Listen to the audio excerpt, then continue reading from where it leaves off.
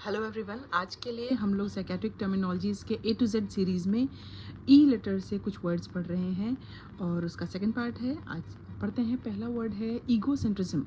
Egocentrism का मतलब होता है खुद पर सबसे ज़्यादा फोकस करना, हर समय स्वयं के बारे में सोचना।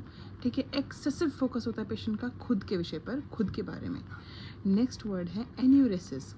एन्यूरेसिस का मतलब होता है एक पर्टिकुलर एज के बाद जब बच्चों में या लोगों में या पर्सन या इंडिविजुअल में ब्लैडर कंट्रोल आ जाना चाहिए, यानी कि जब यूरिन करने की क्षमता है ना, रोकने की क्षमता आ जानी चाहिए, उसके बावजूद बिना पता लगे, यानी कि इनवॉलंटरी तरीके से, खुद जानबूझ के नहीं, जो पर्सन है वो बेड वेटिंग कर देता है ना, यानी कि यूरिन पास कर देता है इन अप्रोप्रिएट प्लेसेस पर, स्पेशली ड्यूरिंग नाइट स्लीप। ठीक है, सोने के समय स्पेशली। नेक्स्ट वर्ड है एनकोप्रेक्सिस।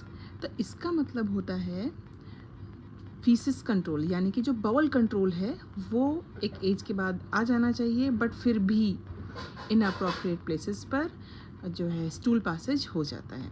ठीक है, तो अभी तक के लिए है ईगोसेंट्रिज्म, एन्यूरेसिस, एनकोप्रेक्सिस। और अब एक और वर्ड सुनिए, इराटोमेनिया। इराटोमेनिया का मतलब होता है पेशेंट को ऐसा लगता है कि कोई हायर सोसाइटी का लाइक सेलिब्रिटी टाइप कोई पर्सन है, वो उनके साथ प्रेम संबंध में है या फिर वो उनके लिए पागल है। तो व्यक्ति आपसे ऐसे बात करेगा कि चलो मैं काफ़ी एक कॉमन सेलिब्रिटी का नाम ले लेती हूँ, सलमान खान साहब, कि वो मेरे प्यार में पागल हैं, है ना। या फिर कोई अगर पुरुष हैं तो वो ये कहेंगे कि दीपिका पादुकोण या कटरीना कैफ मेरे लिए पागल हैं, वो मुझे फ़ोन करती हैं, है ना। इस तरीके की बातें वो कर सकता है ये इराटोमेनिया। नेक्स्ट वर्ड आ रहा है सॉरी, एक्स्ट्रा पिरामिडल सिंड्रोम।